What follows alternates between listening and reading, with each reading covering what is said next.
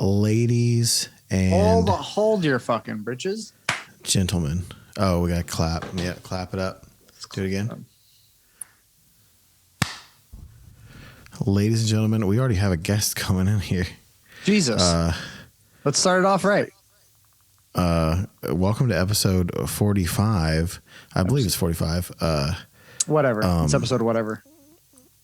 Episode whatever of the podcast, of the Seemingly Unknown podcast. And what we did was we just sent a text to a bunch of different people because John's not on here. And yeah. Let's see who we get. Let's see who we get. Who's this? Chris fucking Porter.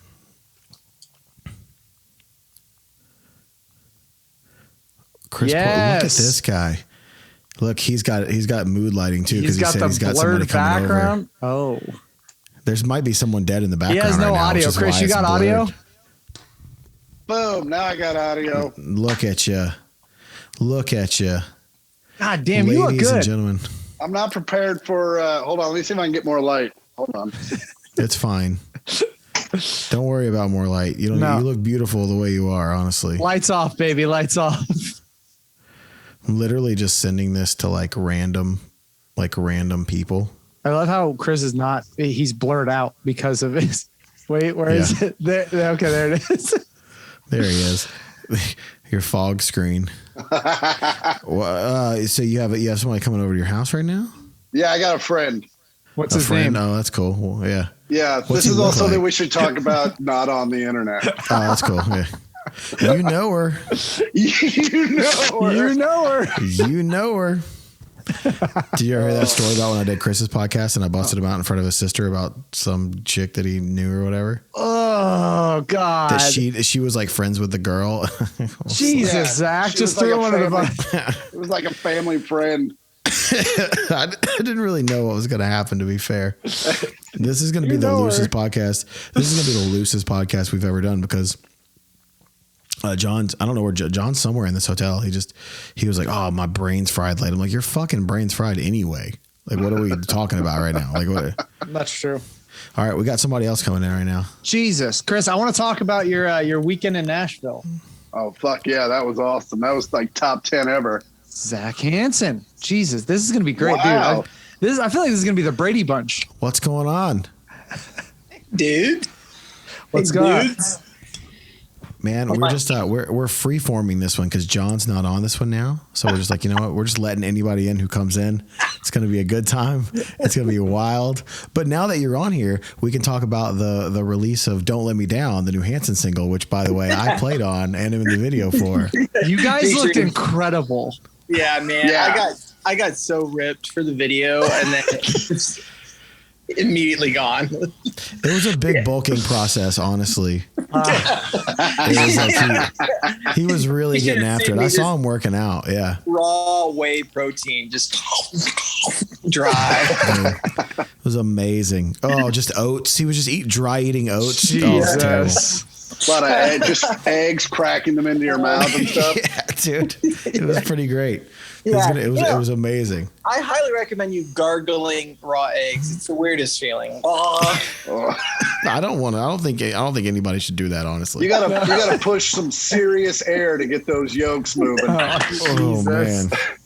That's a choking hazard. Oh, you're basically just screaming through egg. By the way, whoever jumps on this, anyone can jump off anytime they want. This is not you don't have to stay on for the whole podcast. Zach looks like he's exhausted. Chris Porter, you just got to play the prestigious Ryman Auditorium for the first time this last week. That was awesome. How was that? It was the top 10 night of my life, pretty much. Am I in any of the other ones? Oh, yeah, David you're in Copperfield like four of them, yeah. Yeah, I was about to say. Brett Michaels night, David Copperfield night. Rolling Stones. Usually, yeah. Well, yeah. Oh, well, two of those things are washed up and one of them isn't. Yeah. But, no, I'm just kidding. That was terrible. No, you're not. No, you're not kidding. I'm just kidding. Brett Michaels is not washed up. Yeah, listen to his podcast. It's okay. It's okay. David Copperfield, though. You can't take anything back. Yeah, no. and also That's the problem with this podcast is once it's on the internet, it's on the internet. I wonder how different it is as a stand-up comedian doing it as compared to like a musician, because I feel like it feels a little more holy church. Like I view that place as like the holy church of music. Yeah. But as like for a stand-up comedian, like how different is it, I guess? Well, I mean, when Kid Rock is hosting the show, like it's a little not churchy. Yeah. And it's church, but it's church in Biloxi. Yeah. Or like if, Tucker Carlson had a church. And you say church with sort of an odd accent when you're saying Kid Rock as your pastor. It's the church. Did you say church? Church of Kid Rock. Dude, I walked out there from joke one. It was on fire. Wow. Oh, see, that's cool because I'm sure you've been doing this long enough now to where you're like me, where it's like I don't really get nervous on stage. Like Brent Smith makes fun of me for it. Yeah. But like I don't get nervous anymore. But like I'm sure like that you're like a little bit. I guess I really wasn't. I thought I would be like everybody else was like, I'm so freaked out. I'm like, no, man, we're having a good time. Let's have fun. But you have good company, right? With a lot of good comedians on that. A lot of good comedians, and also like all my friends, like Mark was there and Jeff was there. Like everyone was there. I was like, no, we're having a blast here. And I heard you met Zach Brown and had no idea who he was. Is that true? Yeah. You're like, Zach who? Not just met him, hadn't talked to him for a while. You didn't know who he was after conversating with him. No. I mean, but also go to Nashville. You're going to see 37 dudes that look like Zach Brown. Sure. Big guy, beard. Necklaces. That's kind of what Zach Brown is going for, with his look is like indistinguishable. Maybe I'm wrong. Maybe I haven't looked at Zach Brown in a while, but it's sort of like. Yeah. Meanwhile, I knew he's not dyeing his hair purple or anything. Yeah. Yeah, I went over and talked to one of our friends, and they're like, Zach's a nice guy. I was like, who? Myers? And they're like, no, Brown. You just talked to him. I was like, oh, yeah, no, they're both cool. Be like, listen, I'm surrounded by Zachs. There's 4 people on this podcast right now, and half of them are Zach. Yeah. There's a lot of Zachs on here. It was a popular name in like 83 to 88 or something. 83 to 88, and then I'm betting late 80s to like 94 because of Saved by the Bell. It got super popular again. Oh my I'm guessing. God, yeah. Christopher was like the number one name of 78. That's why everyone calls me Porter. There were 4 Chris's in every class. Yeah, I mean that's like literally. If you've ever you've hung out with me at my house, Chris. Like there are 8 Zachs and then like 1 Justin, a Chris. Too much. A Chris and a Jacob. That's it. That's all my friends. Yeah. I have there's 9 people named Zach at my house anytime there's a get together. Nope. And your first name is Michael. Like you have a choice. I don't really have a choice. Do you have what's your middle name, Zach? Walker. Okay. That's your dad's names, right? My mom told me that the name that Zach beat out was Flint. I like Flint though too. I was gonna be Flint. Man, I would have been like the only Zach. Flint. You're like the only Flint. No way you couldn't have played country music with the name Flint. Yeah. I think Hanson would have been Hanson with Flint in it. And I'm like a huge beard and live, so have a pet. You would look like Zach Brown. Yeah. Your big head would have been called Bob. Dude, I'm telling you right now, if Hanson was Isaac, Taylor, and Flint, you guys are never making it off the ground. Never make it, dude. That's what I'm saying. Flint is not in Hanson. Like one of the other brothers is going to be a member for sure. Dude, Umbop would have just been a local like celebrity song, and it would have never got off the ground. You would have only made the first record. It would have been you would have been a jingle for a children's play place. You're saying I'd be like operating the animatronics at Chuck E. Cheese, like. But also going, I wrote this song. It's still my song. My song playing, motherfucker. You're giving out your demo to everybody at Chuck E. Cheese. It would have been, man. Well, I still think Flint might have been cool, but Flint Hanson over there.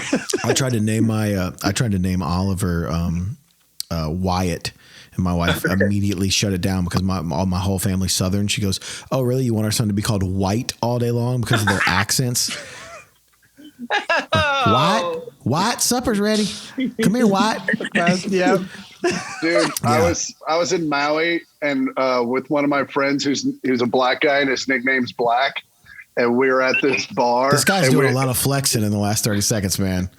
Hawaii has a black friend. He's black friend. There you go. And so, what kind of shoes were you wearing, Chris? He was walking away, and I went to go, "Hey, Black," and I stopped and I go, "Hey, Brent," and he goes, "What, are you afraid?" I was like, "I'm not calling you Black in front of a room full of white people, dude." For a myriad of reasons. In Maui, they would have been okay with it, though. Honestly, probably. Also, that's not a trend I want to start either, because now everyone's just calling him Black, but you don't know it. That would be so good, though. There's another word that people use. Yeah, you don't want to even go down that road. Yeah, nobody wants to be any part of this, man. Everyone stay out of this. That'd be the craziest part too. That's the wild part. It's like that's the thing. Is like I'm weird about calling anybody their nickname in public anyway. Yeah. You know what I mean? Like I don't want. Like, I only call you your nickname in public when I think someone might know who you are. So if I say your real name, but like, what's my nickname? Well, I call you Bone if I'm trying not to say your name. No, I know, but but I feel like you only do that, and then you do it only to a little bit embarrass me. No, well, it may seem that way, and sometimes it's very true. It might be because it seems this way. It's probably because it is. There are a few times where I'm like, I think that's a Shinedown fan, and if I say Zach, we're gonna have a meet and greet. Oh, so like okay, so like if I'm at your show, that's when you do it. Okay, because I've heard you do that before. Yeah. Or if like we're in a casino that you're playing. Yeah. No, that's true. I've literally heard from across the room. Bone. Yeah. Bone. Him and Brad Williams started calling me Z-Bone, which is the dumbest name of all time. I love that. And the only reason it stuck is because he hated it. And then we're like, well, now we're That's truly the only reason it stuck. But also, I will get very random Amazon gifts to my house with no note. And the only way I'll know, my wife, dude, one day a telescope showed up to my house. I remember seeing this. A telescope showed up, and it didn't say who it was from. And then we found the note later, but I go, what's it say on the box? And it said Z-Bone. I was like, okay, I know who this is. But so Chris was out because when Chris stayed at my house, obviously smokes weed. And there was like a little like glass, like weed pipe on the windowsill. And Ollie goes, "Hey Dad, what's that?" And I said, "Oh, that's Mr. Chris's telescope." And then Chris literally walked off with the one line and goes, "Yeah, I'm going to go look at the stars. See you later." Yo, best part about that, hold on. I stayed at Mark's house, and my daughter stayed in the room that Chris had stayed in. And she did the same fucking at the one downstairs by the laundry room. And she's like, it was in the bathroom. She's like, "Dad, what's this?" I was like, nothing. I think it's a cleaning device. I was like, same thing. Honestly, Chris is leaving pipes everywhere. You'd rather her find that than the photo that's on Mark's wall at his house. I love waking up and seeing that. Chris, dude. And then the one, somebody was there the other day that hadn't been there before. And there was so Zach, if you don't know, our friend Mark, it was one of me and Chris's best friends, and Paul's really good friends. Paul stayed at his house. Yep. He's done very well for himself. So somebody like that who's done very well for himself, you don't really know what to get them because they can just buy whatever they want. Right. So we had a velvet. We commissioned somebody to do a velvet painting of Chris and I of this photo that he took in Vegas because he passed out on the couch in Vegas, and both of us took our shirts off and laid on him and made a cheese stick cabin on his chest of mozzarella sticks. Cabin. And we laid on him. Oh, your goddamn thing's all blurry, thing's Chris. Blurry, dude. Jesus. Hold on, I'll turn it off. Turn it off landscape mode so Zach can see this amazing photo. Oh man, this joke's already gone. There's too much to this joke. Cheese Right, stick. that's a real painting. Recreation. Oh my god. The selfie's so good. That's a 3 foot tall painting. Yeah. Oh my It's a legit oil painting. We commissioned an artist to paint this. Let's get it put in the podcast. Didn't judge us. Yeah, we'll put it in the podcast. You know, they say working artist. I'm sending it to you, Zach, so you can send it to the other Zach so we can get a better look at it. I have it. I have it. But oh my god. I'll forward it to Zach. I'll forward it to Zach right now. I'm gonna have to delete this from my phone immediately so people don't think I'm associated with. You know, no, you're part of this now. Yeah. Welcome. So, all right, Flint Hanson, how is the video going? You guys got a ton of views or what? Hold on. Oh god. The video's gone now. Dude. That's beautiful. That's beautiful right there. You like that? Okay. We call that art. What did you say? Where I come from. How are streams of the video going? Oh, dude, it's amazing. I mean, people love it just as much as I loved making it. It was like it's obnoxious. It's great. The bodysuit, you know, fake muscles, and my younger brother directed it, so like it was awesome to do with him. We have a sense of humor that's the same, and Zach was it was so awesome to have him there all day because just like little things that weren't in. Like he was not supposed to be in any part of the video except for the performance, but then he's in all these little scenes, you know. Yes. Like, it was awesome.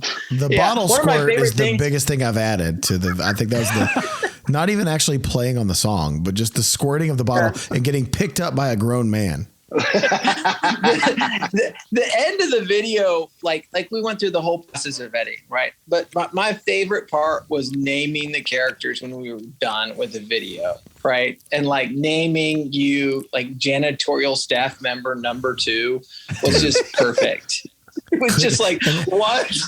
The acceptance that came from our fans about the whole deal, that were like, oh my God, this is like the most amazing thing. Yeah. And then like realizing like kind of the crossover of like I didn't think it would, you know, I think people who like good music, right? But like, you know, but people who like music also are a little bit, oh, that's not my scene. Like the crossover of people are like, oh my God, I've loved both bands forever. I'm like, you have? We need a Shinedown Hanson tour. It's a must.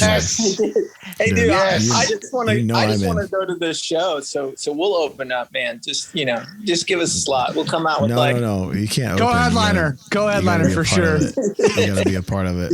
That new stage looks nuts, Zach. It's fun, man. Yeah, it's a lot of fun, dude. It's you know what I've figured out though? I think like because the whole stage is made out of metal.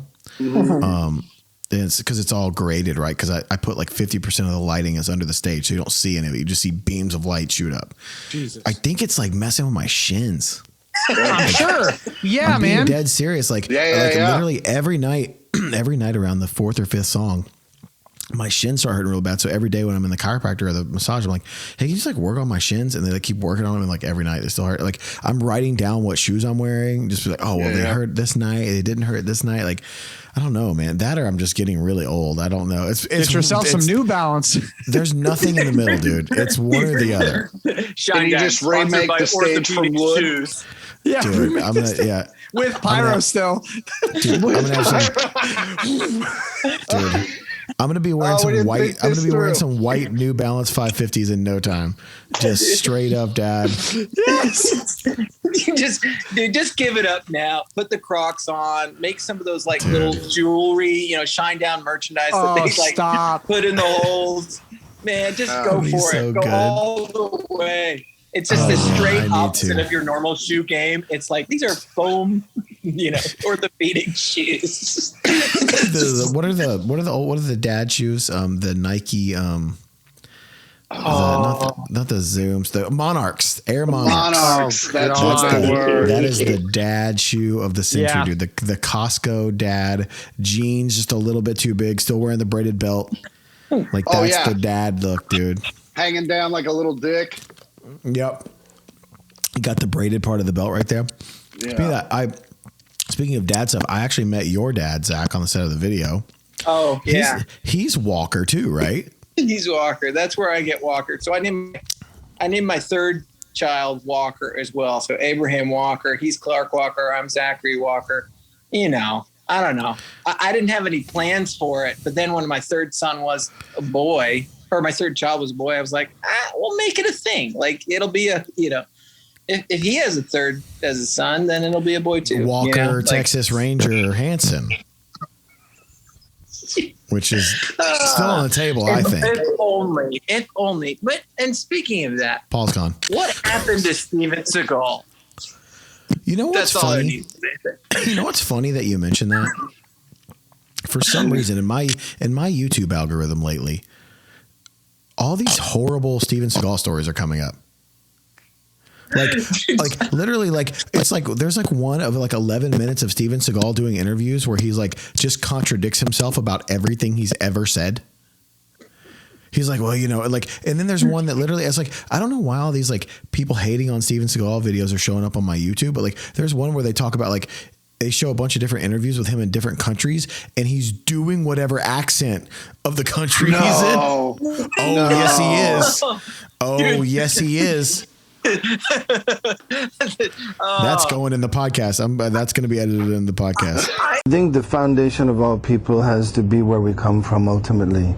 And ultimately where we come from is the divine. I played with my fingers because I saw Gabe Mount Brown play like this, Albert Collins play like this, Albert King play like this, and those are the guys that I was lucky enough to get to sit with and watch and play with. I am a little bit Asian and I'm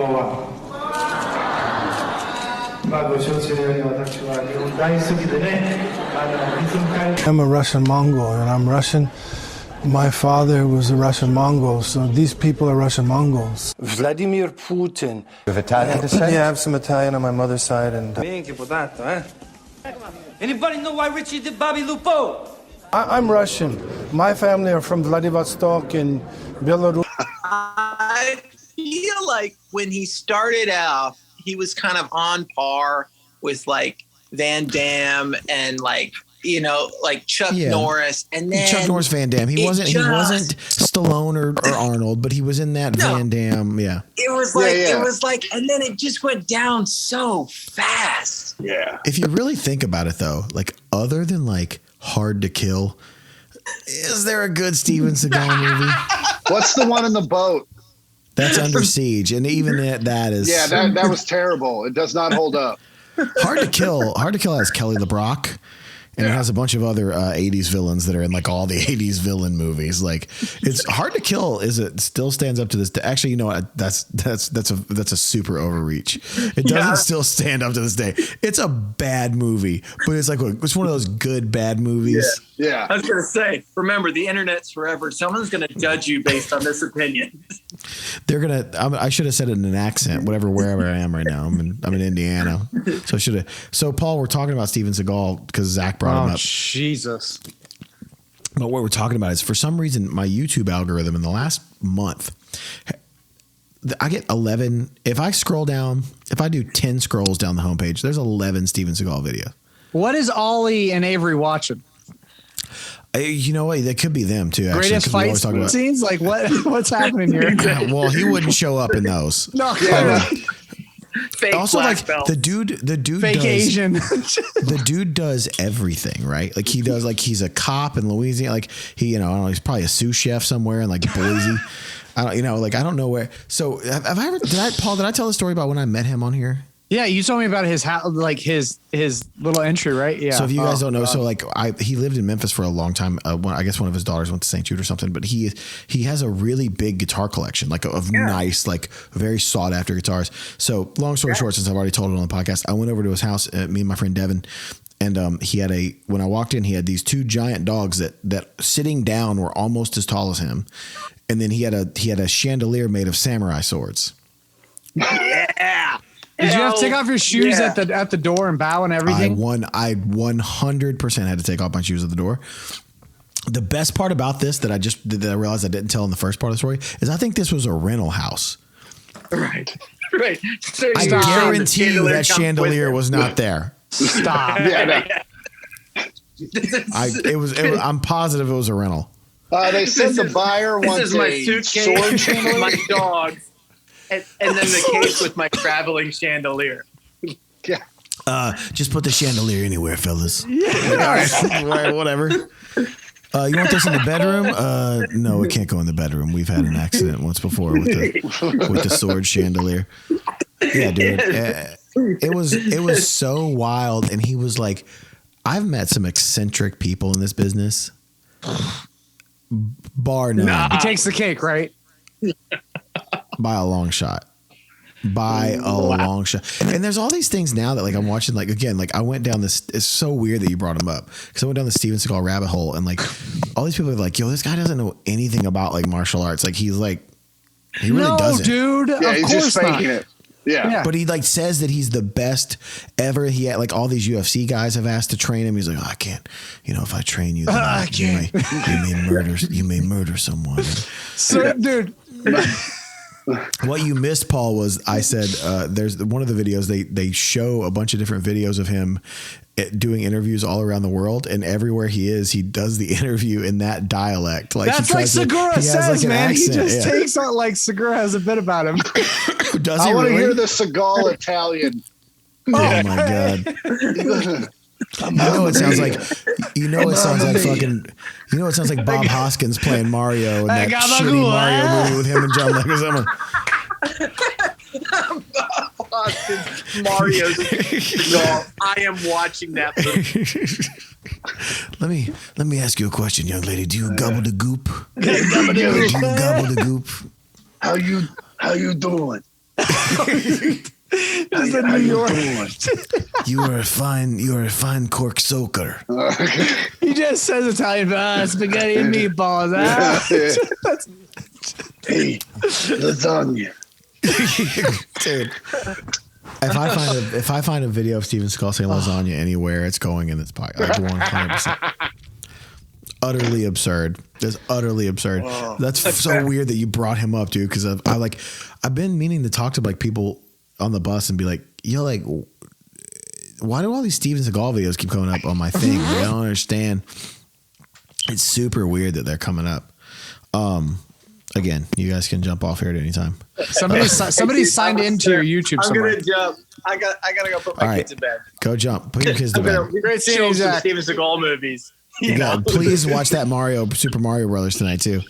Okay, see you guys. Flint Hanson, ladies and gentlemen. Flint Hanson, everybody. That dude's hair never looks bad. Perfect hair. It's perfect hair. He's always had perfect hair. He's such a son of a bitch. Fucker.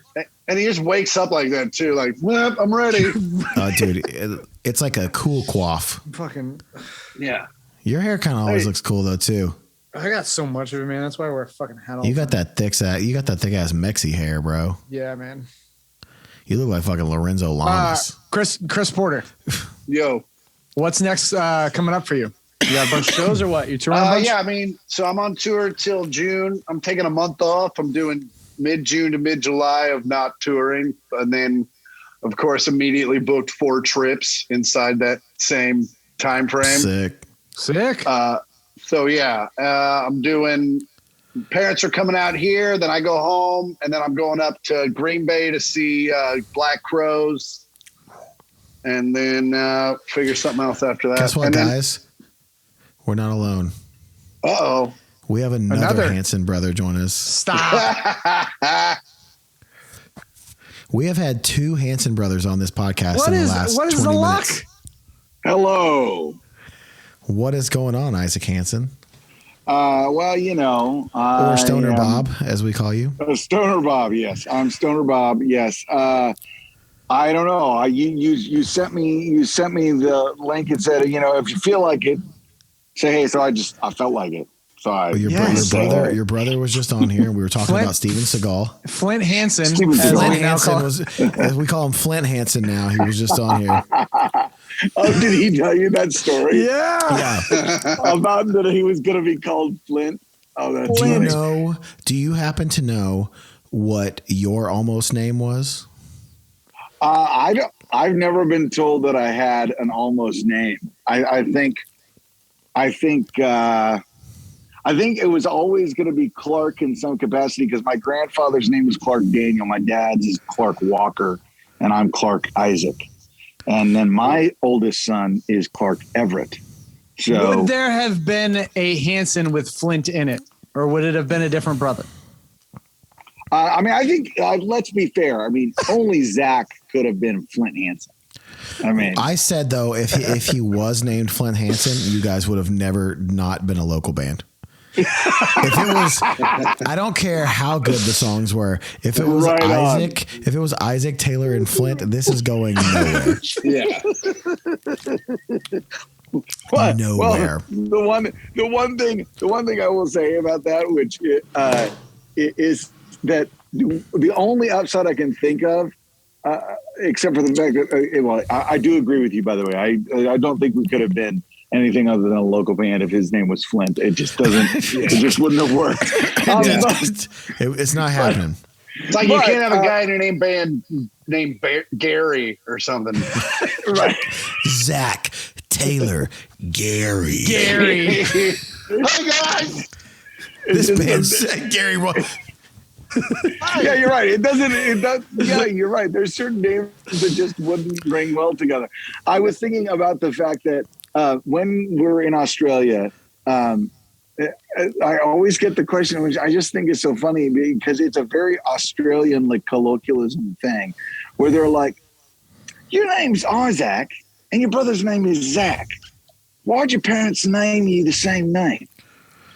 And I'm always like. Wait, what? Wait. No, my name's Isaac, and his name is Zachary, and he goes by Zach. Also, no one's ever said my name was Isaac. Yeah. No one's ever called me that, ever. Not since 4th grade. Yeah. Well, it's like, oh man, which reminds me, there was this kid in 3rd grade that used to call me Eyes, and I hated it. You don't have to abbreviate Isaac. Like, that's already short enough, motherfuckers. No. Like, Yeah. Well, I mean, my brothers call me Ike, and a lot of friends call me Ike. But most people, I mean, my wife doesn't call me Ike. She calls me the boss. No, I'm just kidding. Yeah. I call her the boss. Yeah, that's what I call mine too, actually. Yeah, that's I'm like, that's please, wild honey, to let me go do something fun. Please. Can I go? You're doing something fun right now. You're on the Seemingly Unknown podcast, and your brother was just on here. Exactly. What? So when we were doing the video, I was just talking about. I got to meet your dad. Yeah. It was the original Walker Hanson. Yes. So he was also very nice. And then I learned that Zach's middle name was Walker, and then he named one of his sons' middle name Walker as well. Yeah.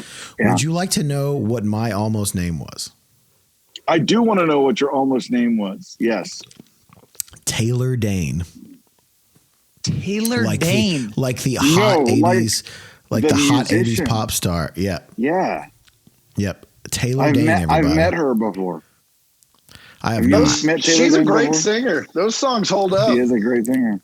They do hold up. I've never met Taylor Dane. Back in the day, Zach Myers band, so this would have been in the 90s, was on tour, and we did a home show in Memphis for this big July 4th thing they do at this big park, and not Debbie, but at the time Deborah Gibson was headlining, and we were opening for her, and then she had put a bunch of 8x10s in our dressing room for what reason I do not know. Right. Just to take home with you. I remember getting back in my bunk that night, and Matt Healy, who's still with me to this day, has been with me 25 years. I got in my bunk, and there's a Deborah Gibson 8x10 up, and it says, "Dear Zach, I just can't shake your love, Deborah." So good. I've never met Taylor Dane, but I have met one Deborah Gibson, not Debbie. It was very important not to call her Debbie, by the way. She was not Deborah. She did not like it. No Deb, no Debbie, Deborah. No, Deborah. I'm 17 years old, motherfucker. Yeah, you gotta call me Deborah. See, now I think about the scene with Deborah from what is it? Baby Driver. Yes, Deborah scene. Oh, yeah. All the Deborah references. Dude, there's so many of them too, and that's the thing. Yeah. Is it fair to say that movie is one of the best soundtracks ever? Yeah, it's a great soundtrack. Man. Solid. It's a great movie as a whole, and it's impressive how they use the music. I mean, that's just. I mean, the music is. It's very well placed. Yeah. Yes. It's very really well good. placed. It's the only thing I think would even rival that in a way, but it's a movie specifically about music is Almost Famous. Yeah. Oh yeah. To where like it kind of tells a little bit of a story in there, Yeah. I don't know about you, Zach, or any of you guys. I don't know. But I mean, when I watched that movie, Almost Famous, that was the first time I actually felt like they kind of got the musician thing right in that movie. And a lot of times they don't. It's so bad normally. It's so bad. Like the guy pretending to play guitar, the guy pretending to sing, how they act backstage, what backstage is like. I mean, have you seen Rockstar? Come on, guys. Jesus. What is going on, everybody? We're interrupting this podcast because what you need to do is let's see Paul touching his face. If you're listening to this, you can't see Paul touch his face, but if you're watching, you can. Listen, fellas, ladies, everybody, anybody, you need to line up. You need to get your balls right. You need to get your lady parts right. You need to get your face right. And how you're going to do that is you're going to go to manscaped.com. And why you're going to go to manscaped.com is they have every product. They have everything you need. You need to shave your face. You need to shave your head. You need to shave your balls, your taint, your lady parts, whatever you need. You want to make a little football, little 10-yard line down there. A little arrow, everything. A little arrow. Dude, that'd be sick, dude. If somebody did an arrow, I'd be down with that. This is where you go right here. What you're going to do is you're going to go to Manscaped. You're going to use the code SUPSCAPE and you're going to get that 20% off and you're going to get free shipping. There's get the whole kit. Honestly, I'm going to tell you. You need two razors. You need two razors, one for your face, gentlemen, and one for your balls. You don't want your balls touching your face. You don't want your balls touching your face. And honestly, you need the ball deodorant. You need the crop preserver. That's what you need. That's my favorite thing. Honestly, the throwdown paper is great. Throwdown paper is great. I'm still campaigning though, by the way. I need, and if Manscaped, if you're out there, if you're listening to this, I need a crop preserver deodorant. I want that smell in a deodorant or a cologne. I need a crop preserver. I need whatever scent that is. I need it in a deodorant or a cologne. I'm asking Manscaped for that right now. So what you're going to do, ladies, gentlemen, if you buy one for your guy, buy one for your girl, buy one for whoever you need it for, buy one for yourself. Your mom, your dad. Treat yourself. Your balls will thank you. Go to manscaped.com, use the code SUPSCAPE for 20% off and free shipping and get your balls right. Oh God! I'm actually so bad I couldn't watch it. Wait, that's not a documentary? I'm actually getting blood transfusions every night before I go on stage, backstage, because I party so much. Okay, so I got a question. So my take, I have a particular take on why musician movies are often really bad. But I would be curious, Zach, if you have a particular theory as to why music movies are often really bad. I think that they don't get, like when they do movies and it's like a movie about like a fighter or it's a movie about like an old army guy or something, they get a guy there who did the thing. Yeah. I don't think they did any of that shit. No. So then when Cameron Crowe makes one, who's always hung out with bands his entire life, he does it the right way, right? Any director would be so disappointed if they had you on set and they're like, all right, so what did you do before the show? I normally just get a massage and, hang out with my friends. What do you do after the show? FaceTime my kids. Yeah. They're like, all right, we got nothing here. Yeah. Well, FaceTime my kids on stage too. Yeah, there you go. See, I generally think that one of the biggest problems with most music movies is that they don't realize how introverted the job actually is. Like how inside, right? Because yes, there's the performer side, but there's the music making, songwriter, side. There's the guy that has to pull all of that stuff out of himself, right? And I always feel like it's always for lack of a better say it, it's always about the extracurricular activities and it's not adequately about developing the character that actually writes the song. You know what I mean? Well, because if you look at that thing you do or something like that, that's kind of a little bit like that. Also, now we have another by the way, Isaac, if you want to, anytime, I told everybody else this, you can jump out anytime you want because I'm out. This is like a friend soup. Chris Porter, we have another guest coming in right now. Hold on, we're bringing him in. No way! Oh, there he is, dude. Look at what this guy. What up, best friend? He's chilling. What's up, best friend? How are you, Bubba? Motherfuckers. What y'all doing? Are we podding right now? Or You're on the podcast, man. Oh, we're not live, but no, we're gonna edit this. Okay. Nothing's edited. Jelly Roll, meet Isaac Hanson, meet Paul. What's up, boss? Yes, sir. We've had another Hanson on the podcast already too. Yeah. Zach Hanson was on here. What are you doing? You're Xboxing right now, aren't you? Don't tell nobody. Isn't that obvious? You know why? Because anytime your wife posts a video of you and you're in that chair, that's usually what you're doing. Oh, this is my safe space. Listen, I'm nursing a top 5 hangover, dude. It's just listen. If you gotta go check out my wife's page. I fucking got so drunk I fell trying to take my britches off, and just I felt so defeated. I just went to sleep right there on the floor. Shut up. Didn't even bother him out. He's like, nope, I live here now. Oh, you shouldn't have said that because that's going in the podcast now, buddy. I'm sorry, you shouldn't have said that. My drunk husband is about to come through that door any second. Mama! Get out of here, you big baby. Help the bus. Baby. What is happening? Why do you have to get naked every time you get drunk? Hey, Mama. You on the phone? Yeah, yes or no? What? Did you take my fucking bracelet off? Yeah, bitch, this right hand bracelet. Yeah. What is wrong with Daddy? Don't worry about the goddamn game. And she posted the clip. The best part is I wake up like 4 hours later. It wasn't like a little snooze. I wake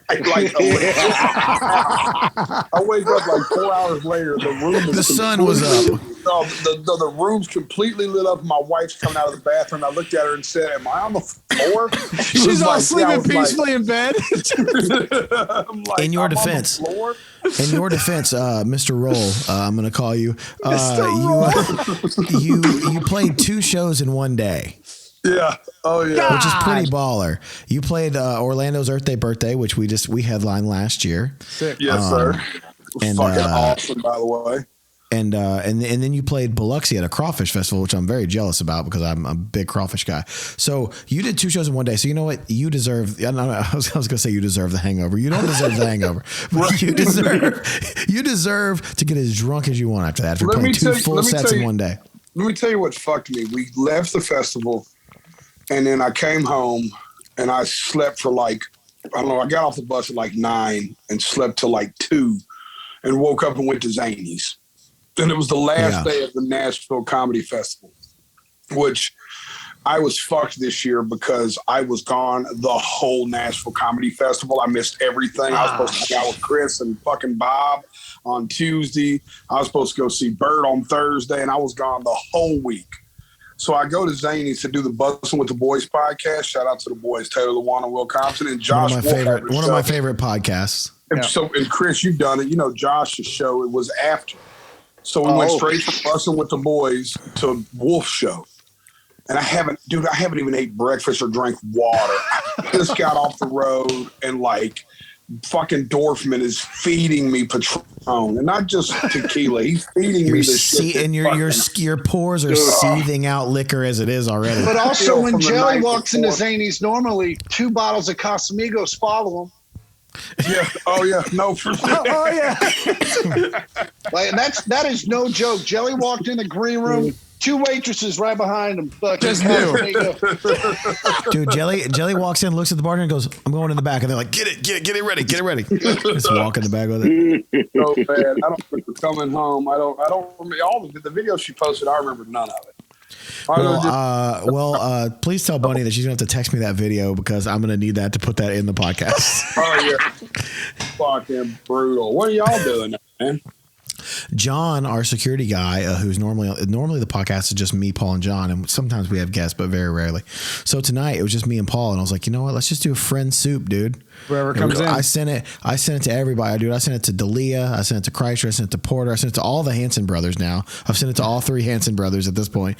I sent it to MGK. I sent it to Nikki. I sent it to everybody, dude. I sent it to everyone. I sent it to people I know for a fact will not get in here, but I just sent it anyway. I was like, yeah, I'm just like, they're probably going to delete my number after this, actually. What's behind door number 3? Boys, my dinner's here. All right. Later, Chris Porter. Love you, boys. Love you, bud. What's his name? What? Have a good night, Chris Porter. That was great.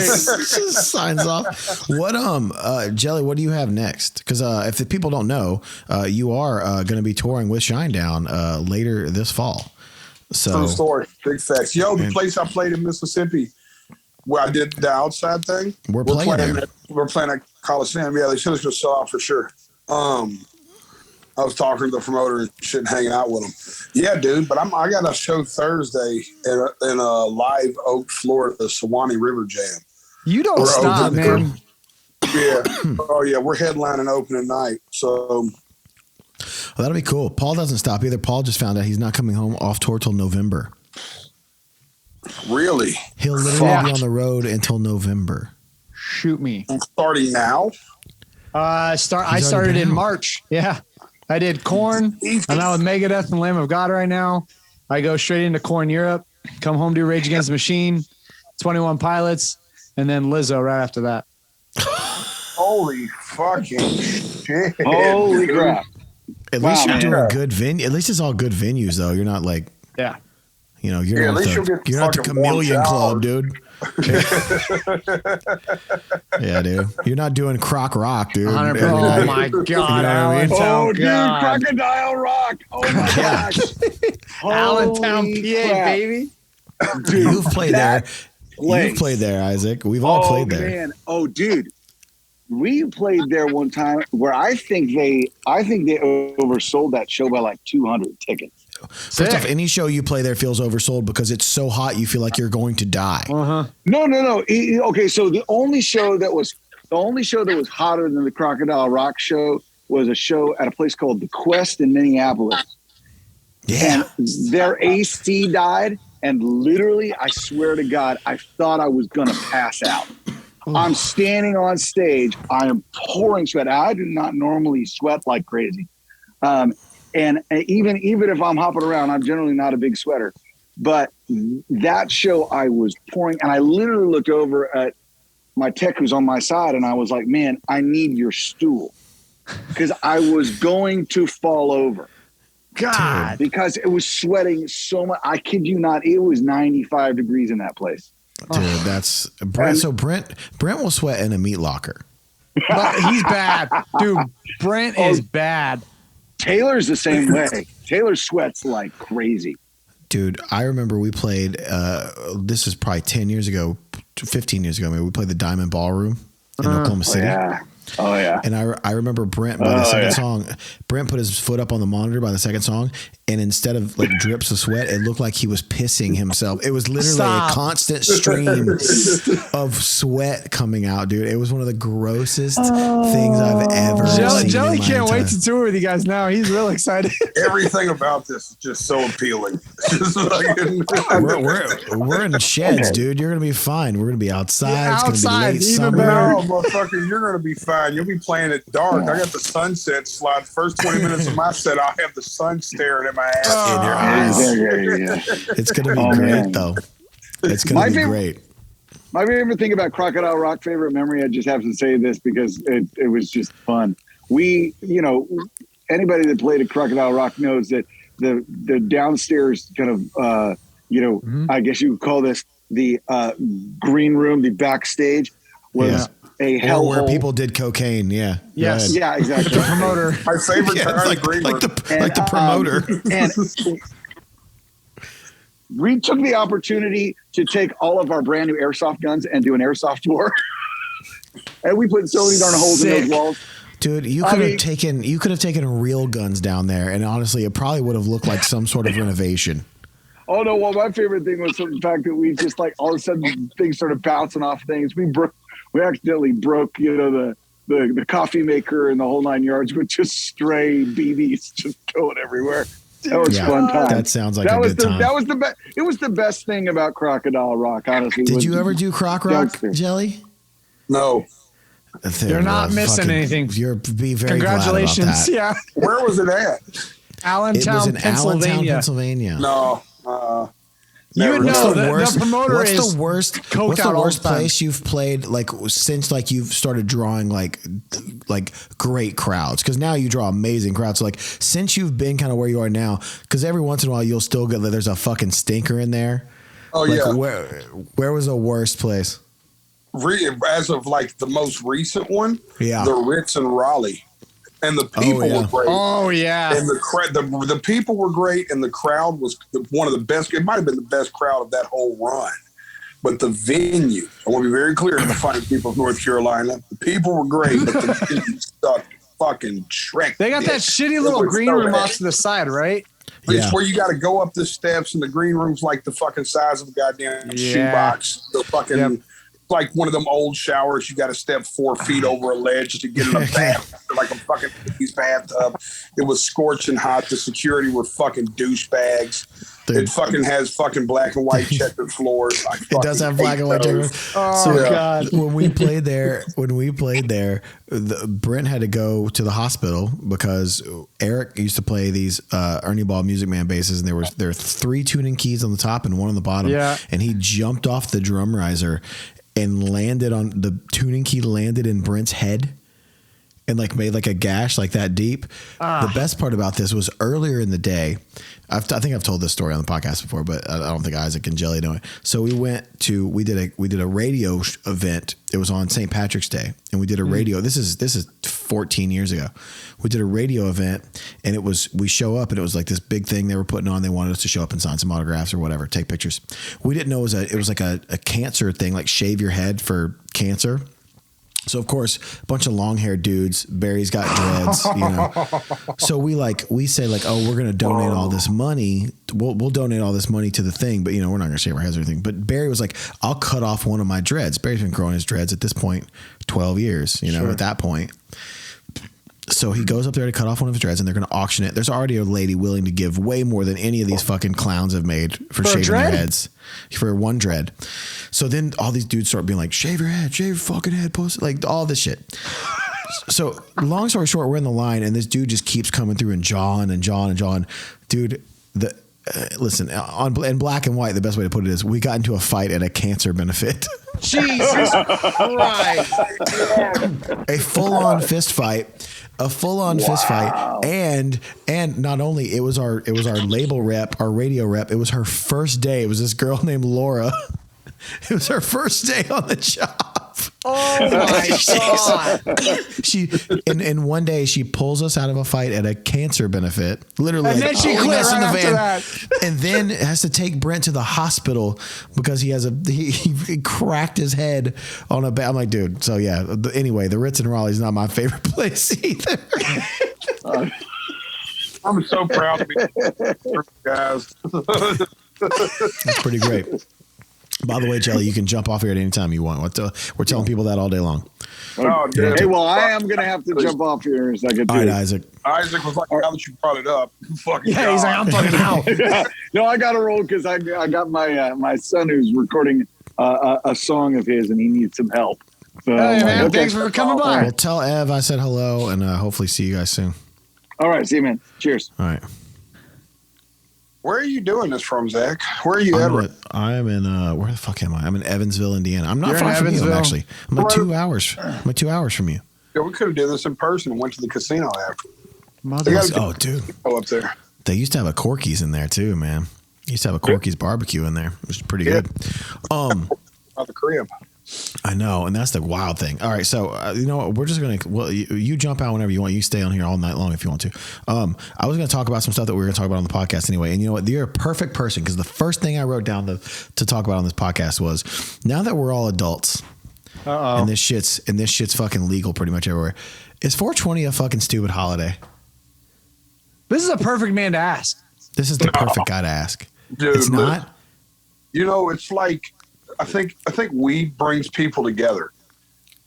Like I've never smoked weed before, by the way. Yeah. Oh yeah. Yeah. So it's like it's such a tribal thing, right? It's no, like I know.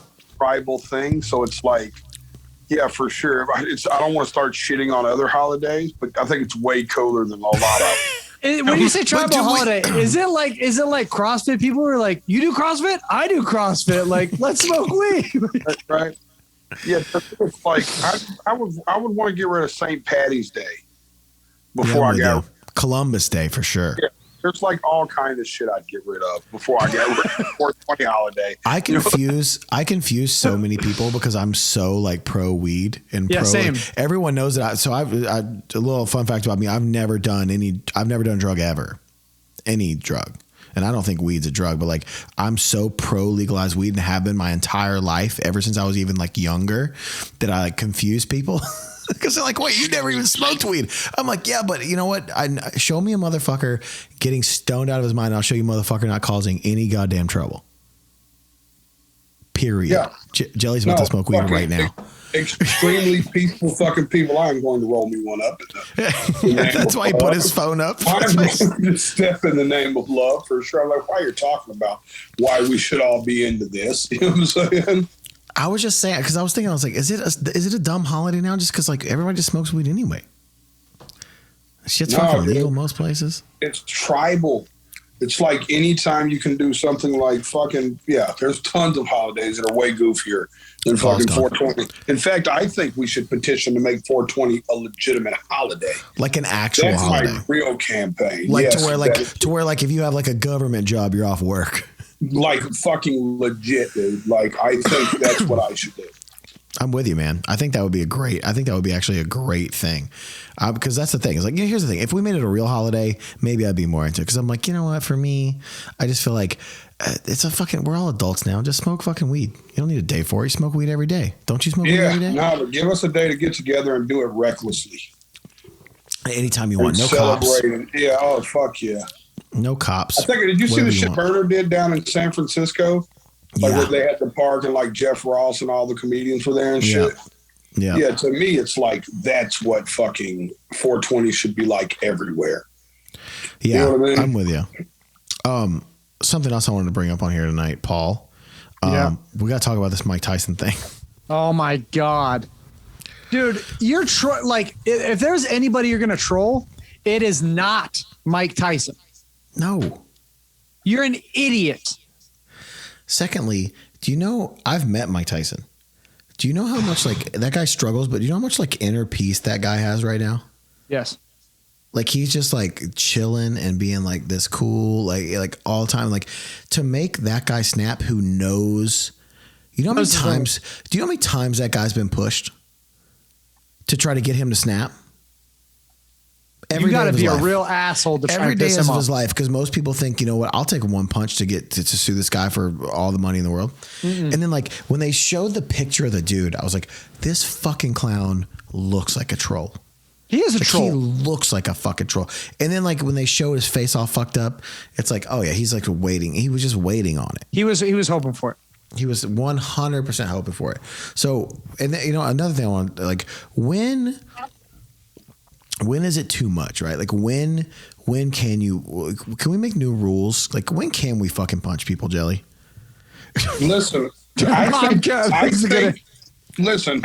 think that dude deserved double the ass whooping he got. If not more than that. And you know who else should have got their ass kicked? The dude who filmed him afterwards doing the goofy face. That dude should have got his ass kicked too. Well, first off, I think anybody who films any sort of altercation going on, like especially when it's like police brutality, like whatever it is, right? Right. Like if you're filming that and you're not getting involved, like if you're filming a girl get her ass beat by a dude, you deserve to get your fucking ass beat. You're getting your ass beat as well. Yes. Yes. Like being like a Tennessee boy my whole life. Like, dude, if you're filming a girl getting her fucking ass whooped, I'm gonna fucking snatch your fucking wig. Violence creates change. Yeah. And that's fucked up, but it's real.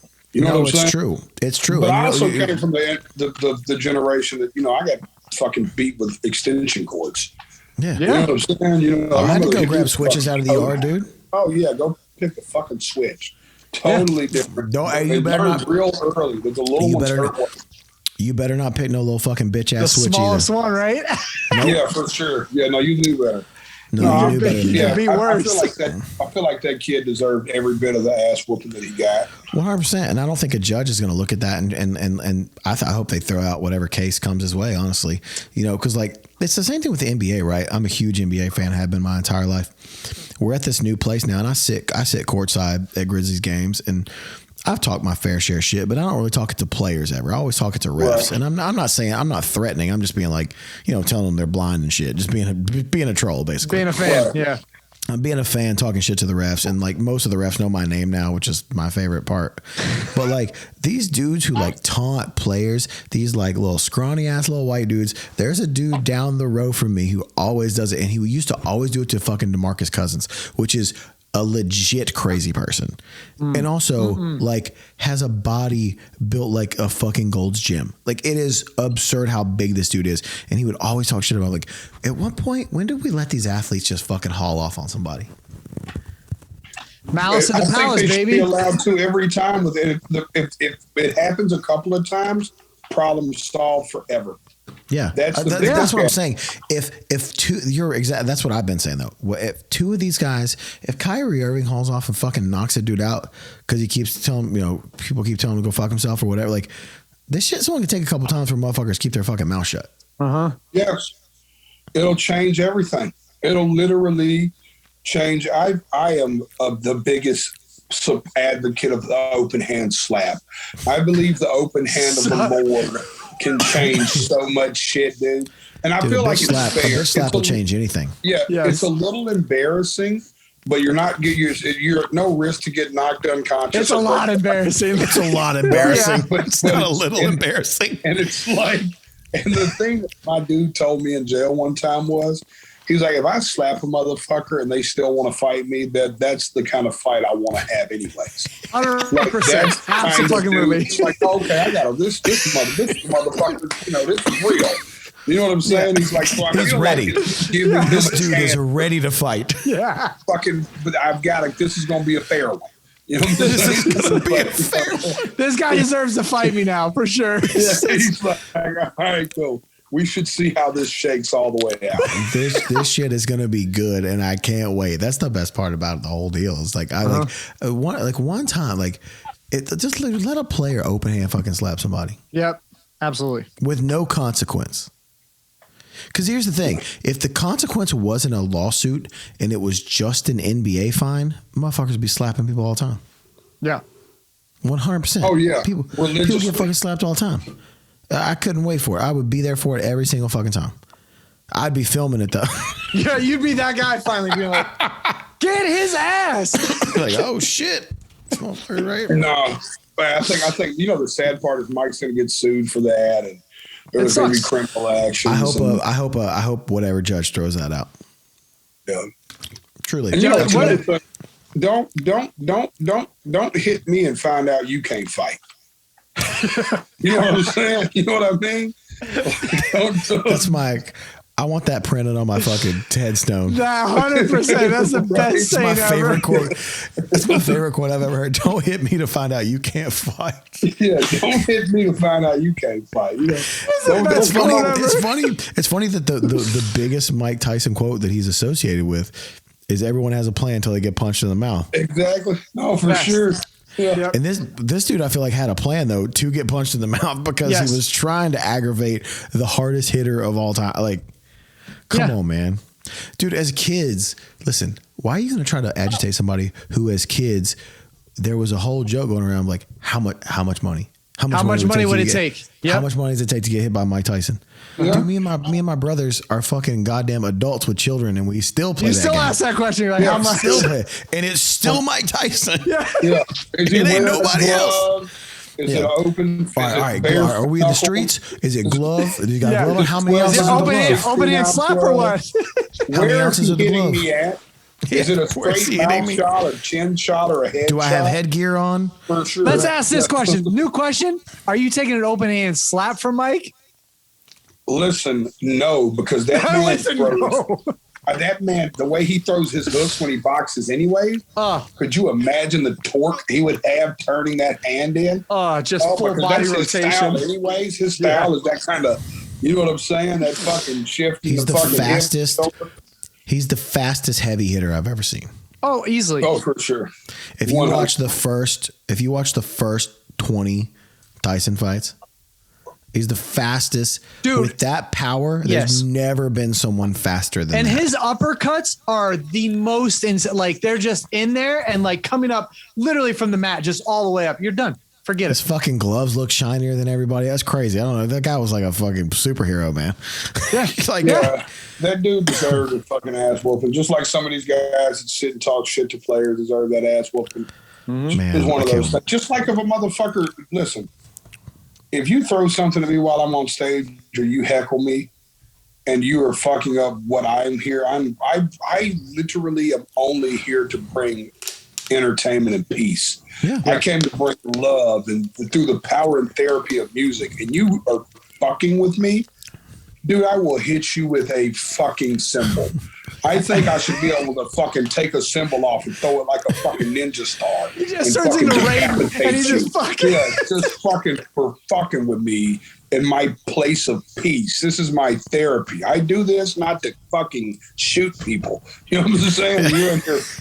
You're in here fucking with me right now. And then if I hit you and I'm wrong, you know, that's something I learned during my incarceration too was you got to be careful that sometimes the reaction can overshadow an action.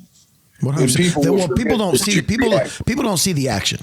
Mm-hmm. Just like the Mike Tyson thing, right? It's the same thing in sports. We always say the ref never sees the action; they see the reaction. Mm-hmm. Right, for sure. No, 100%.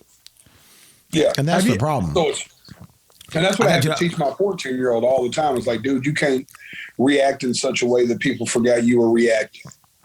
Yeah, that's the truth, you know. And there's, you know, me, I'm that way, and for me, like, you know, I'm kicked off Facebook again for 30 days because I posted somebody I posted the Adam Levine thing again.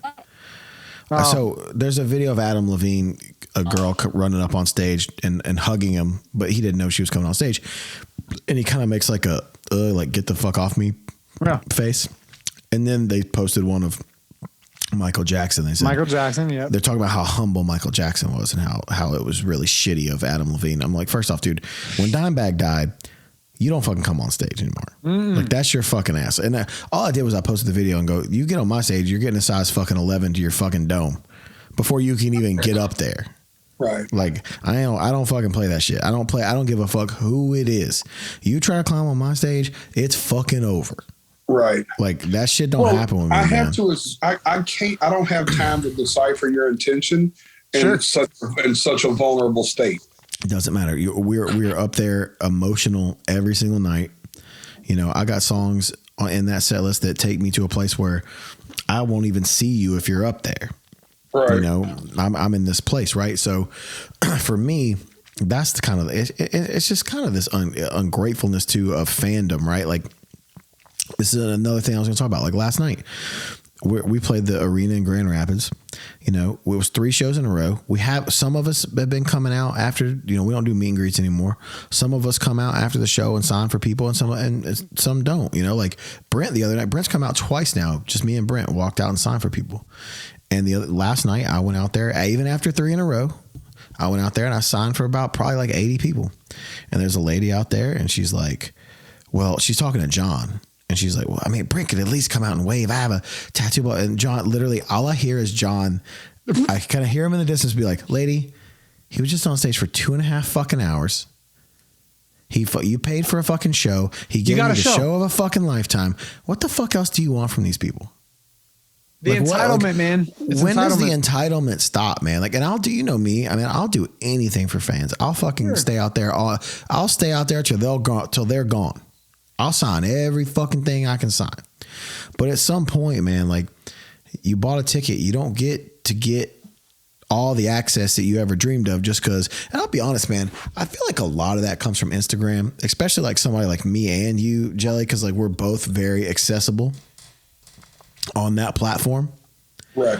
That people think they have a little bit more of a well, because they know you, so they think they're entitled to everything you have. Yeah. Well, I'm see. Here's something I say, and I know this ain't something that you can say, but this is real. 9 out of 10 times, I just miss it anyways. Like, it's not even like a malicious thing. It's like, lady, I am fucking 1, I'm fat. 2, I'm tired. 3, I am fucking drunk. I am fucking pissy drunk, dude. I am fucking, I am no fun to meet right now. It's like, I'm not the guy you want to talk to right this moment, just because I don't know if I would, neither I want to understand each other. Let's be all bad. It's like, I don't fucking, it's like you walked right past me and didn't see you. I was like, lady, I don't remember what happened from 8 to 2 in the morning. It's all a blur. From the moment I came home. I slept on the floor last night. Like, fuck. I don't know. I had to text the fucking owner of Zanies today and go, hey, what's up? He's like, what are you doing, buddy? And I was like, all right, that's all I needed. He's like, I was like, just making sure we're still cool. I don't remember what term I left your fucking establishment. Man, I didn't give a shit what your reply was. I was just making sure you replied, man. For sure, yeah. I was walking out of Zanies last night and I said, hey to you. You didn't say hey, but bitch, I slept with my duck heads halfway around my damn ankles last night on my bathroom floor. Yeah, for sure. Bitch, I didn't have a rug under my face. I woke up with damn towel prints in my head. Yeah. And I had a guy bring an IV at 7 this morning. God, I'm tired, man. Yeah, you do those IVs a lot, don't you? Dude, this is what I tell. I'll tell you what. For 2 years straight, I got 2 a week and did 50-gram vitamin C drips both times, right? Just straight immune booster, like high-level vitamins. So you had to do them slow because it fucking would burn. And for 2 years, everybody got COVID but me. My whole bus got COVID once. I didn't get COVID. My wife got COVID twice. I didn't get COVID. My niece that lives with me got COVID twice. I didn't get COVID. No shit. It did. And listen, I am the epitome of what COVID kills. I am fucking everything. Stop. Stop. Let's be honest. There's a checklist. He's not wrong. That's what's funny about it. There's a checklist of what COVID kills, and I've checked all of them. But it's a fucking picture of Jelly. Right, for real. It's like other than being old. Yeah, you're not old. Yeah, the things that fucking COVID makes COVID's fucking pecker hard is me. I am the most attractive human on earth to COVID. Right? And Jelly's just a COVID boner, dude. And I'm telling you, dude, I'm fucking a raging alcoholic. I'm fucking obese. I have high blood pressure. I have bad lungs. I smoke. You are a perfect candidate.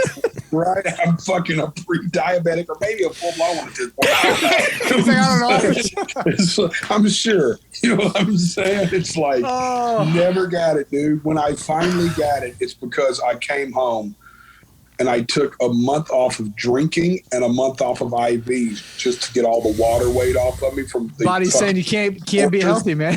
It's like as soon as I tried to make a life change, COVID. I got this motherfucker now. I got this motherfucker. The tequila that's been in his blood killing me for 2 years. I ain't seen an IV in this house in fucking 5 days. I'm about to get this motherfucker right here. Fucking it, dude. He hasn't drank or got an IV. Attack. Attack. Y'all can start making this motherfucker's tombstone right here, baby. We got him. We found him. Yeah, man. That's kind of like though, like because I do like on tour. Like I mean, you'll find this too. Like when you come out, like. So we do like, I mean, I'm sure our whole band would do the IVs with you too, but we do like, so my day starts like 4:30. I go work out 4 or 4:30. As soon as I'm done working out, I take a shower. We have a chiropractor and a massage therapist every single day, 7 days a week. So go do that. I go to the chiro, get him to work on my legs a little bit, work on my neck, and then I go straight to massage. So like, you know, people don't realize like no matter what your lifestyle is, like body care and like self-maintenance in that way is so important, especially as we get older. And we learn more things about, like, even you, man, you talking about that, you talk about yourself like that, but like, dude, just you getting IVs, man, probably saved your fucking life. Mm-hmm. Oh yeah. No, I drink 2 gallons of water a day. Yeah. For every bad habit I have, I check a really good one. It's like, and that's my thing. I don't drink Cokes. I don't drink Pepsi. So I don't drink nothing but water and tequila. If I'm drinking that's a well-balanced diet, my man. Yeah, which honestly, tequila's made of water. So, man, you're getting a lot of water. Yeah, you're staying off the beer, the heavy stuff. So for sure, all the stuff that weighs your stomach down, I'm off all that shit. Yeah, so I live by the IVs. My dude brought me one this morning at 7:15. Oh, dude, yeah, I'm you'll surprised see you me were once fucking. a week before I have that. Well, hold on. Which side of 715 were you on? I had slept. I think I was off the floor by then. Okay, so you weren't still up at 7:15, is what I'm saying. No, you got a little cat nap in on the floor. Literally a cat nap because you slept on the floor. I passed out early. I didn't eat one bite of food yesterday. I just drank. God damn. That's what happened. That's where I fucking put myself in the hucklebuck. You know what I'm saying? Is that I didn't do. This motherfucker leg dropped himself around 2:30 in the morning. Just was counted out. Yeah, it's it, dude. I literally tripped over my own britches trying to take them off, and I just felt defeated. In that moment, I was like, "This is it. I'm gonna stay right here." I was like, "I'm gonna send you the video. It is fucking bliss comedy." I got that needs to be the Jelly Roll line on the Shinedown tour. Just Jelly Roll laying down on the front of a shirt, just fucking face planted. I was one of them days, dude. Yeah, I stripped ass naked and just slept on the floor for hours. That was the funny part. Is when I woke up, I thought I'd been there like maybe 15, 20 minutes, And I'm like, am I on the floor? And she's like, your wife's got breakfast made. Yeah, she's done cleaned the fucking bathroom around you. There's a fucking chalk outline. She got artsy. I was hammered. It was so bad, dude. But do you know how many times? Do you know how many times that video is going to show up on the screen during our tour? Oh, please! Oh, it's the best just video during ever. the set. You know what? You know what you'll appreciate though. I still woke up this morning, got an IV, and did 16 phoners. God damn! Bless. 16 Zooms. Meeting with PD. Hardest working man in show business, ladies and gentlemen. That's incredible. True story. I did 16 of them. We do 20 minutes, take 10 minutes off, do them every half hour. I started at 10 this morning and went till 5. Or went till 6. God damn. Listen, ma'am. Hey, people ask us how we got to where we were. That's it right there. It's those relationships with those program directors. It's relationships with music directors. We weren't. Y'all are famous for it though, Bubba. I was talking to Brent about it, and I was talking to Lou Brutus. Yeah. And Lou was like, Brent and Zach and the boys still say yes to everything like it's their debut single. 100%. We're like, hey, can we get you on the morning show? And one of them's like, every time one of them will call. As it should be, right? 100%. Well, you know why? Because we weren't necessarily independent like you were. We did have Atlantic Records, but we weren't MTV kids. We weren't VH1 kids. They didn't give a fuck about us. They didn't play our fucking music videos. So it was all radio. So we would get into a fucking shitty car and go do fucking 5 radio performances before 10:30 in the fucking morning. Right. Yeah. And that's just what we had. That's what we had to do, and we still look at it like that. Now, I'm not going to get up at 5:30 in the morning and go on the air and play a song anymore because I don't feel like I have to do that. But if Mancow or if Howard Stern or if anybody needs me on the radio at 7:00 in the morning, I'm gonna get up and do it. Like you're calling, yeah. I owe those. We owe those people, man. They got us to where we are, truly, along with the fans. And that's kind of where we're at with it. So we don't turn down anything. We can be a little bit more selective now. Sure. I don't have to necessarily do the fucking Lincoln Town Gazette. If I don't want to, I still do most of the time. But it gives you. But what you're doing is you're doing it the right way, man. You got to get up and you got to do those things. I remember there was a time where Brent knew every rock program director in America's fucking birthday. Jesus. Yeah.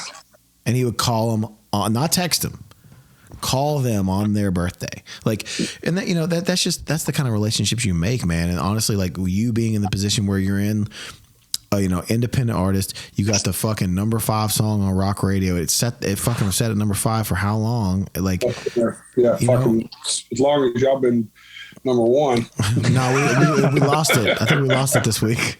Sons of bitches. Yeah, fuck.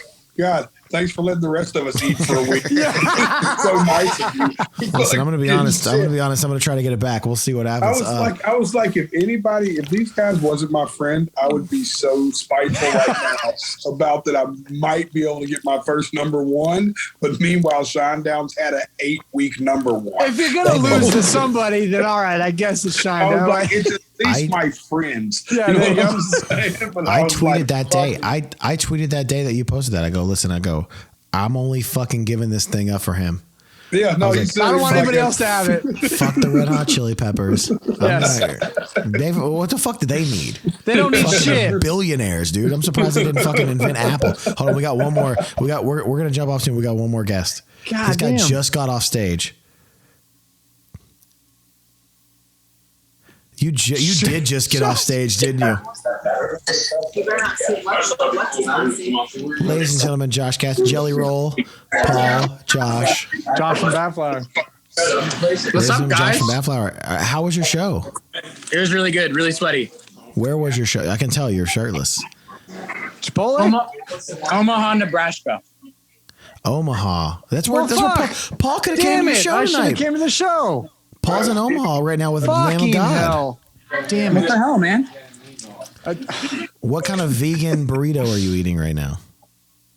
We got some black beans, peppers, rice, tortilla, corn.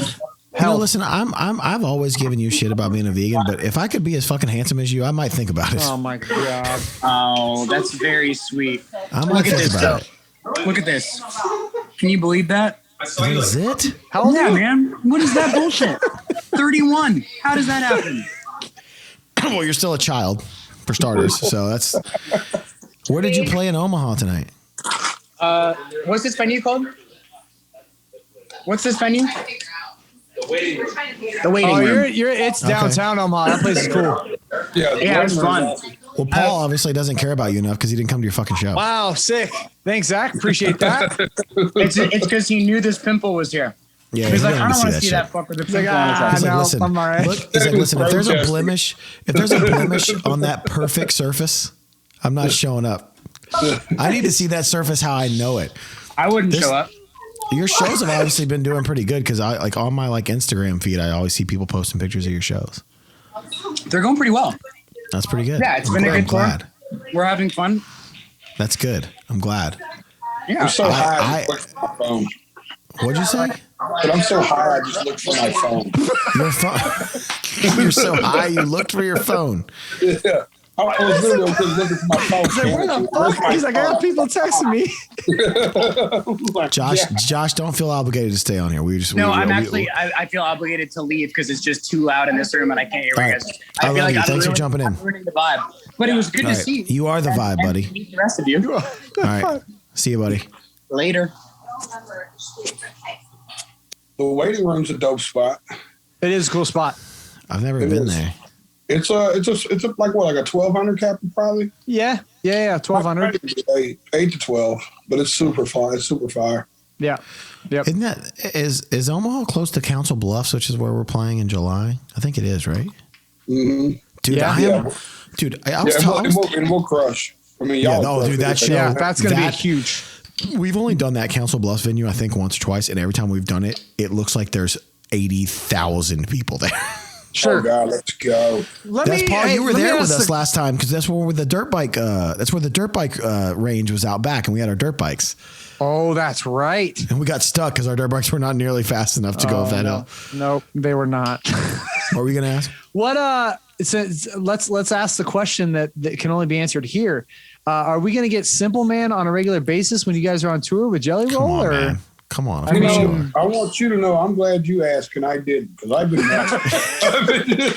I know you were just as curious, right? Thank you for the bailout, my friend. You're welcome. That's what the fuck is up. Listen, man. I would perform Simple Man with a fucking member of the janitorial staff of the arena at this point, just to change up what we've been doing for 20 years. No, I think honestly, glad I bring value. I think I was like, well, Jelly's an upgrade. You know what's crazy is like it'll be like the first tour I feel like we've done in like a while where it's probably gonna piss some people off. That where like yes to whatever you're about to say. I feel like somewhat like he's bringing like. I don't feel like any bands we've brought, not as like not a co-headliner, but as a headliner when we've brought a support act. I feel like everybody we've brought is like a swing vote for us. You know what I mean? Like where they're like, oh yeah, yes. now that this band's on it, I'll go see it now. I feel like for the first time in a long time, Joe's like he's bringing people that like would never come see Shinedown, which is like my favorite part of this 100%. Whole deal. That's why we wanted to do this tour in the first place. But I will say, to answer your question, Paul, I think the Simple Man thing, you know, me and Jelly have been friends for a long time, but I think the Simple Man thing is kind of like what kicked it into gear because fans were like, oh, I would love to see this. Like, this would be a cool tour. And, you know, everyone in the industry was kind of like, oh, why would these two people tour together? I'm why like, dude, not? Because first off, I don't know how much people, I've talked about this a lot, but I don't know how much people realize I fucking hate in-genre touring. Yes. Like, I don't want to tour with 4 active rock bands. I would rather blow my fucking head off.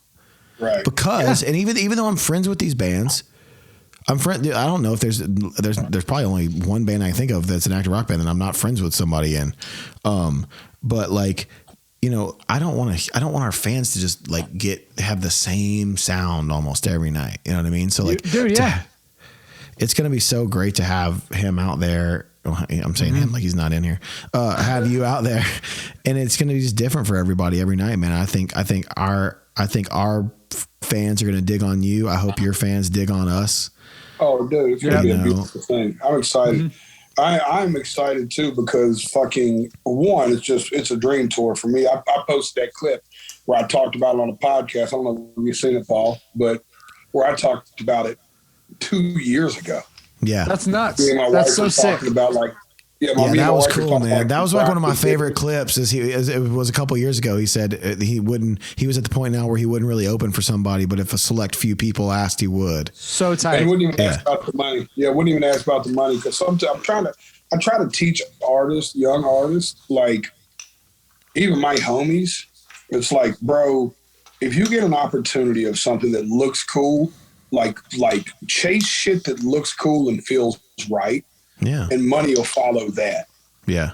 You know what I'm saying? Like to me, that's like my whole philosophy of the music business is like, man, that feels right or that looks cool. Don't think this motherfucker ain't getting paid though, y'all. Getting paid. But it's he's getting paid. He's getting paid more than I think we've ever paid any support act. But truthfully, it's because that's what we wanted, man. But that's what we wanted. You know, I would rather pay and get what I pay for. Yes, you know sir. what I mean? Yes, it comes with anything in life, right? So if I'm going to bring out somebody with us who's going to rock with us, like I want to bring out a dude that and listen, man, I think that there's a spot where we sit waiting for you. And you know that's why I want to bring you out here, man. Because to me, for kids to be able to see this and like see this guy doing it on his own, and like having a top 5 rock song, and also just entered the fucking country chart, like yo, man, like that's fucking. We moved to 35 today on media base. Dude, first off, getting a rock number 1 isn't easy. It's not easy. Getting in the top 10 of rock is not a small feat. Getting in the top 100 of a country chart is harder than getting in the top 25 on a rock chart. Sure. Period. And I know that because I have so many friends who are big country artists and friends in country radio. A lot of our radio reps who are from Atlantic Records are now in country music. 3 of them to be specific. And I know how hard they fight for number whatever. So the fact that you're even 35 in country is fucking mind blowing. It's an insane crossover, man. It's great.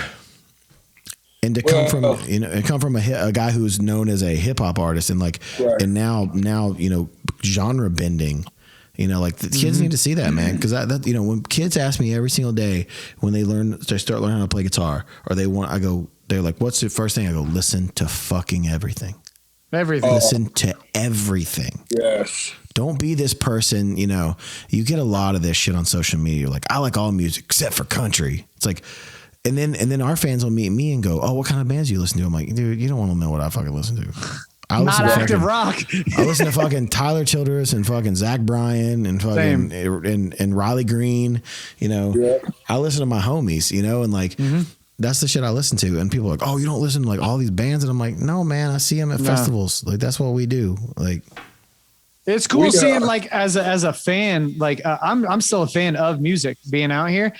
And Jelly, I met you when I was out on tour with Yellow Wolf. God, I don't remember what year it was. It was on a 5150 tour. So I met you a long time ago. So seeing the progress that you've made from then to now, like active rock, country, and now going on tour with Shinedown, it's fucking nuts, man. Like it's sick. It's sick to just see as a fan. Dude, you know what though? Thank you. And all of this was just speaking shit into existence too, though. Back to what I was saying, which I did get really good money, and I appreciate y'all. But when I made the clip, I said, I was like, look, I wouldn't, but I'll accept the tour for even talking about money. Yeah. Because there's certain things that are so fucking special and such a good look and such legacy shit that it's like, and that's why that day in that clip, and I'll send it to you, Paul, I was like, yo, fucking. No, I've seen it. No, I have. I've seen it. I'm like, I'm fucking going. If Kid Rock calls me, if Brantley Gilbert calls me, you know what I'm saying? Yep. And the irony of that, talking about speaking shit into existence, fuck it, I'll say it, and I'm probably not supposed to. Me and Brantley got 10 shows together this year too. So it's like just the irony of like that whole thing is somehow formed into, you know, what the fuck you dreamed it would be. You know what I mean? We almost did something. We almost did something with Brantley. And by the way, he did say yes to the tour before he did discuss money. That's so sick. But Brantley, we almost did some shows with Brantley in 2016. That was the thing that almost happened. Honestly, it still could happen. You know, I would love to do like, you know, I love that kind of stuff. I think this tour's kind of proved to us that I don't know if we would ever do like a co-headline again. But like because we don't need to anymore. Like this tour's selling like fucking mad, and we're breaking every merch record that we've ever had. But like I've always said, like to do like a 3 or 4 banger co-headline with like a Brantley Gilbert and like a fucking Eric Church, like we would do that shit. So honestly. Sick. We would do it in stadiums. If it was in stadiums, that's what I was going to say. Take it straight to the football field, which is what it would be for sure. 100%. Or even baseball stadiums. You're talking about going into stadiums. Morgan's going into stadiums next year. Yeah, it's crazy, man. He put the first one on sale this year, and it was the fastest sellout in that. And I've been to that baseball field. That's a big baseball field, man. That's nuts. That's a big one. He's going. I think he's taking it to actual football fields next year. Yeah, nuts. Dude, it's wild, man. I went and saw him in Savannah, and you know I've known that kid I met that dude, man. Him and Hardy were opening up for FGL, and they weren't even main support. Dan and Shay were main support. And that's another dude that's blown up. Hardy, man, like Hardy's doing great. That's a look. That's a look we're looking at for next year, honestly, too, is bringing Hardy out, because that's my boy too, man. And I love that guy. And I remember meeting him and Morgan together, and them just being like, man, we're huge Shinedown fans. I'm like, dude, that's awesome, man. And always stayed in touch. And I went to go see Morgan when I was in Savannah, and dude, it was just, it was wild to see how many people were there. I was like, this is nuts, man. Yeah, nuts. It's crazy. Yeah, no, he's the king of country right now. Undeniable, by the way, dude. Every single song is catchy. You know, he's got this thing going on, man. And him and Hardy, they're great at writing. Ernest too, man. You know, all those dudes. Yeah. I've never met Ernest, but you will. But I'll tell you, I think you'll meet him here in a couple weeks. I think I'm bringing him with me. Oh, cool. Yeah. I think he's in town that week. We already talked about going out and making a night of it. But he's I think him and Michael Hardy are the 2 best songwriters in Nashville right now. Sure. 100%. And I think that Hardy 100%. Just had his year right now. And I think that Ernest will win that same award next year. That's cool. As he should. That's my thought. Yeah, that's my thought. I think they should, man. You know, Michael that dude is such a good story. I remember when I heard Sand in My Boots for the first time, I was like, dude, I don't know if Morgan wrote this. I don't know if Hardy wrote it, but I remember looking at the writer. I'm like, dude, that's such a good song. Mm-hmm. And honestly, I went to that show and it's like, dude, all Hardy, like the thing about these guys now is, especially with Hardy, like he's a country artist. That's a fucking rock and roll band. Period. Yeah.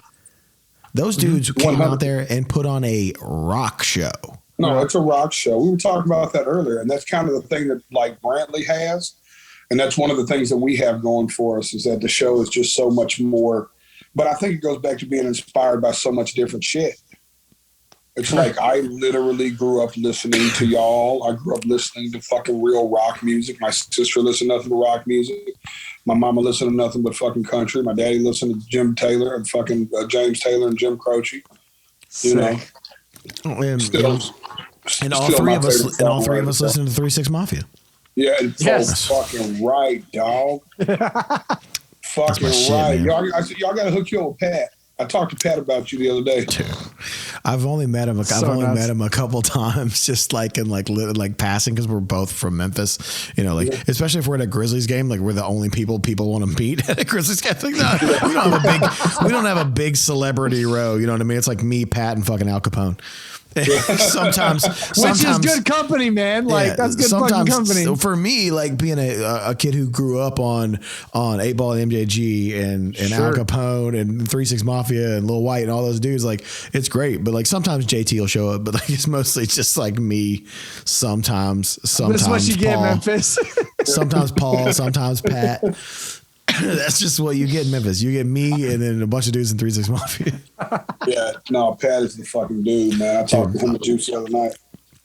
I love that dude, man. Well, dude, thank you for jumping on here with us, man. It's been a lot of fun. This is probably, John's going to be so bummed out. This is probably one of the most fun podcasts we've done. 100% is. Absolutely it is. He wasn't even on here. And then we'll get, once we're out on the road, dude, we'll just do it a bunch with you in the room, because it'll be even fucking funnier. Mm-hmm. Yeah, we'll just do it and fuck off. We'll just have fun with it anyways. Listen, I warned Brent, you already know it. Get ready, dog. The one thing I'm bringing to this tour for sure is the content machine. Let's go, We're fucking going pumping, baby. It's going to be I'm not doing a tour this big and not documenting every time I sneeze. Hell yeah. We got our guy out here too, man. So we'll have it all down. Sanjay, man. We need to do a lot of stuff together too. That's the thing, man. So on days off, we most of us just chill, but a lot of times. Hey, I'm coming out on that fucking tour, man. I'll find a spot on that tour to do something. Let's go. Come home, baby. We'll find you a spot out here. Yeah, man. Like honestly, I'll get with you before though too. We'll try to like get our day off hotels together. Yeah, for sure. No, we'll get all that together, because I'll tell you something else I'm gonna do is, but we'll talk about this offline. But 1 week of it, I'm going to bring an extra bus out with the studio on it with nice. A couple of guys. Like I think Ernest is going to come out and spend 3 or 4 days with us, and a couple other dudes are right. Zach Myers playing guitar on the next Jelly Roll album. Right. Let's go. Man, we've been talking about this. I've already heard some new Jelly Roll stuff, man. He's been texting me stuff. Yeah. No, I shoot him stuff. He's like my sounding board now. He opened up Pandora's box. Now he gets flooded. I'll hear all that shit. Yes.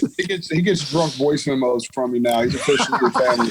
You know what though? Like you're like a bunch of my other friends have been doing that lately too. Like Bo from Need to Breathe just sent me a bunch of stuff too. Like I'm getting all that stuff, man. So well, thanks for having me, brother. Thank you, brother. I appreciate you coming on, man.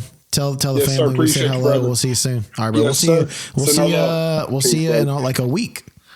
Yes, sir. I'll be here, baby. All right, brother. Hell yeah, man. Have a good one. Later, man. Dude. That was what a great show. I didn't talk about any. Can we end the podcast now? Like, yeah, that's it. This is it. Like that was, dude. So sick. Thank you for tuning in to episode 45. I don't know. I don't have a question for next week. Well, we'll answer your question from last week this next week. The the soundtrack. The soundtrack, Desert Island song. So if you have anything you'd like to see, email us at suplifeadvice@gmail.com. If you have life advice, if you have dreams, if you have anything you want, any questions for us, email us at that. Paul, what's the email? suplifeadvice@gmail.com. This has been a fun one. I feel for John that he wasn't on here, and now he has to type all this shit in because he has to type in all the guests that were on here. He's going to be really upset about this. To be fair though, I sent him the email link too. I emailed him the link. He could have jumped on, drunk or not. Jumped on from his room. I don't know what he's doing, but be sure to check us out. Please subscribe and to the YouTube channel and like it and turn on the notifications bell. And we'll see you guys very soon, you nerds. Thanks a lot. Later. Later, guys.